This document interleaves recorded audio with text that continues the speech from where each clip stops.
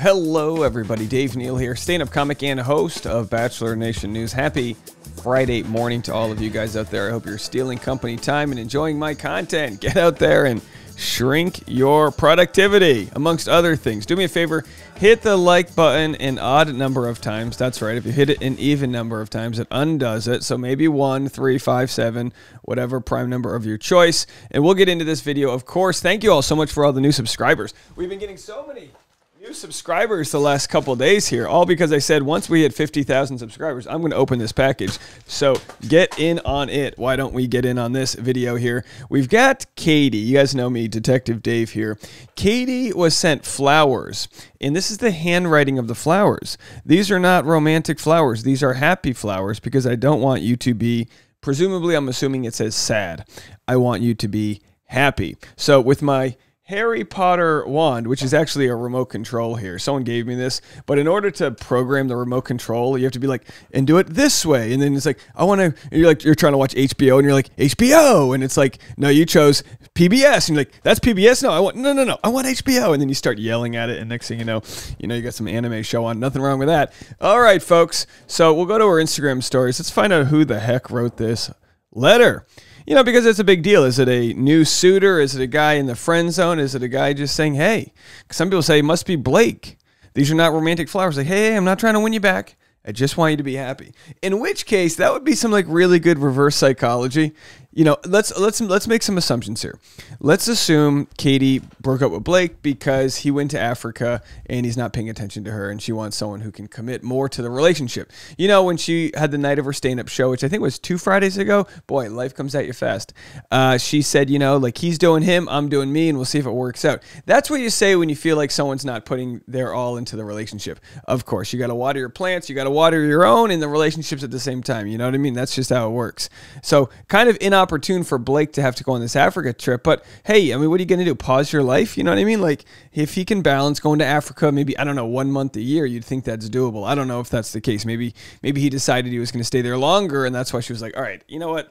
This wasn't part of the agenda. We don't know. It's important that we respect them and just continue with our playful speculation. These are clues that were presented in the universe and we'll look them over.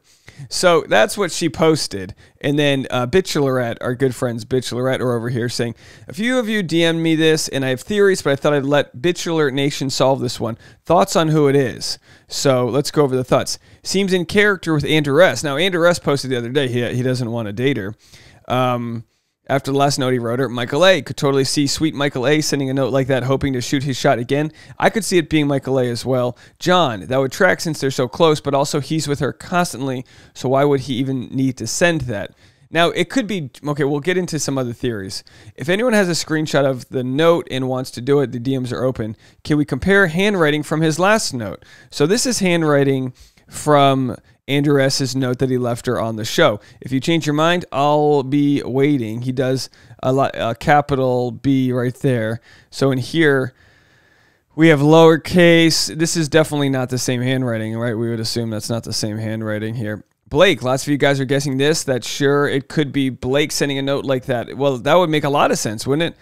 It would make a lot of sense that it's Blake. Bachelor Nation coming through with the detective work. Doesn't appear to be Blake's handwriting. The mystery lives on. There's his handwriting. Well, this is obviously doesn't count so much because although that is it's kind of like box letters, but that is a Y. And if you look at the Y, it's pretty different. We'll compare it in a second here. Greg, Bachelor Nation would implode. So that's all we have there. So let's go back and get out of that. I'll read some of the comments from Reddit, and then I'll get to what I think the case might be. The letters and lines are spaced. Whoever wrote this note wrote it really slowly. The flower attendant concentrated hard on the weird instructions they were given. Yeah, because chances are, when you order some flowers, that this could just be like the flower attendant, kind of like when you buy a cake at Walmart. They're kind of like, all right, how do we do, get the wand, they're just like squeezing the thing. They're like, what did you want it to say? And then you're messing it up and they always spell your name wrong. That's on them. All right, so let's keep this thought going. I lean towards saying they're from Blake. Given they're broken up, I feel like this is what he would need to imply. Katie has also basically mentioned in a podcast that Blake struggled to show affection or that he cared, something his other ex apparently told him on a consistent basis. So I wouldn't be surprised if he was just trying to do a nice gesture to show that he cared about her and still does. Some old school florists still do the handwritten notes. Yeah, nothing worse than a printed out note. I'd rather be some rickety handwritten note. So someone says, adding this to the John evidence. We'll get into the John evidence in a second here. There is some evidence that it could be John. Despite my lack of overall investment in Katie as a lead her entire season, I find this whole John situation to be compelling. It's like the sub is sleuthing in real time. Now, of course, the sub thought that John won the whole thing. Of course, if we go to John because he works as a bartender, and she was seen going to his place of work in San Diego, and of course they've become good friends. So a lot of people are thinking, oh, he was the friend who's going to swoop in. I don't know if that's the case. Since this is handwritten, maybe it's most likely from John. Whenever I send from other states, the message is just typed. Maybe these flowers were dropped off in real life from somebody close by. My local shop handwrites the notes, wondering if that's what happened and if the sub is sleuthing and doing handwritten analysis, unaware that Donna, the flower shop clerk, is the mystery scribe. It could be Donna. Despite my lack of overall investment. So based on the handwriting sample someone else posted, it definitely looks like John's handwriting. So let's go to John's handwriting here. So this is John's handwriting, right? We know this. They made these. Now, this is a very specific handwriting. So you'd think if we can get like a G, a D, or a T, or even this TH, if we can get any of these, the P's kind of slanted, if we can get any of this in the next letter, we know it's from John. So here we have it, because who would want to compare these two? I'll do the lead. So here's the D, right? D, D. Let's see. Is there a P? Yeah, there's a couple P's. This little bit of a slanted, not too much. We're not looking at direct matches, but if we really analyze this, why would we do this, folks? Well, because it's a Friday and I'm here and you are too. So his D, right? He gave her the D. She said no thanks, and then she took him off the show. She said we'll be friends though. So that D kind of has like a, I don't know, kind of like comes in the same way to this D with the same sort of cross at the top. The O, of course, in this mystery letter is spaced out more, so we can't tell if it was going to like connect or not. But as far as I'm concerned, and again, not an expert whatsoever, but with that said, it looks like to me that these are from John or, you know, Debbie the florist, who we don't know. So we're not really sure. We're not really sure at all. Let me know what you guys think about this. There was a couple more comments of people thinking they had exact. So definitely John's based on the RHA. So it's RHA. I didn't see the H. How did they compare the H here? So the H on the left has a little bit of a bubble right there. A little bit of a bubble, you know what I mean? And then let's see what the H here. That's a pretty good H, but I mean, how many different ways can you make an H? You know what I mean? That's not really one of those letters. Like, I feel like a G is easier, because a G, you kind of look at that and it's kind of got this, like, I don't know, Y. It's got like a wide parabola right there, you know? So if we look at a G, let's see if any G's have a wide. Do we not have any G's over here? It looks like we don't have any G's. All right, well, there you go. We can't compare the G. That would have been a good one to compare. The A here kind of sits a little higher on the left side, and then it dips down when he crosses it at the end. I don't know what the hell I'm saying.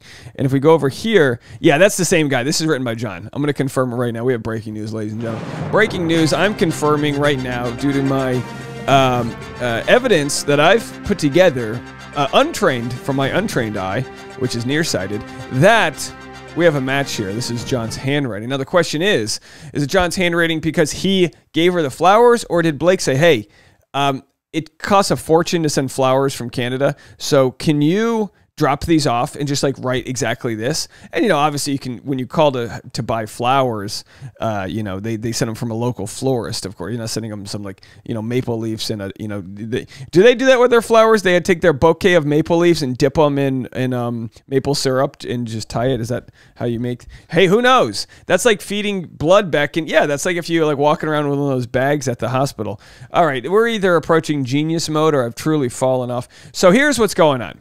We got lyrics, folks. So she posts this story, and let's play the music. I promise you. Okay, so that's the song, right? I'm not going to play it anymore. The song is called Sparks by Coldplay. Coldplay's a sad song, right? Coldplay's a sad band is what I'm saying. They just play, like, it always sounds like the song you'd play when your dog runs away or your prom date doesn't show up. Too much information, too specific. Did I drive you away? I know what you'll say. You'll say, oh, sing one we know. But I promise you this, I'll always look out for you. Yeah, that's what I'll do. I say, oh, my heart is yours. Oh my God. Yeah, I saw sparks. Yeah, I saw sparks. Yeah, I saw sparks. Yeah, I saw sparks. Sing it out. So that's, by the way, that's the whole lyrics. That's it. That's all they said, the whole song. All right, it's a 21-year-old song. And of course, people were commenting how emo it is. Did I drive you away? Is that Katie's response to Blake? Now, I need to get, I was a little upset that I didn't have this the other day.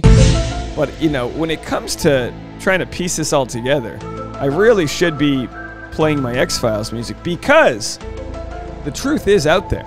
We just don't know exactly what it is. So I'd love to hear what you guys have to say about this. I've got other content coming your way, some other stories, but you know what? This feels like a good place for me to leave off here. So I'm going to leave this off here. Of course, Katie also received a note earlier this week, and maybe this was the response to this note earlier from Alana and Chris saying, don't let anyone treat you like free salsa. You're a guac girl, guac. I'd say even more than that. She's a choice burrito. She's a choice burrito. She's not anybody's dipping sauce. She's a main meal there with the extra nachos, might you add. What's funny about my channel? If you guys remember, if you guys were around for a few years ago, I used to post about like the tips that I would get, and I remember on a few recaps, and again, I'd only get a couple hundred views. On a few recaps, people started sending in tips, and I would call that the guacamole. Like now I can get some guacamole at Chipotle. That was the big joke.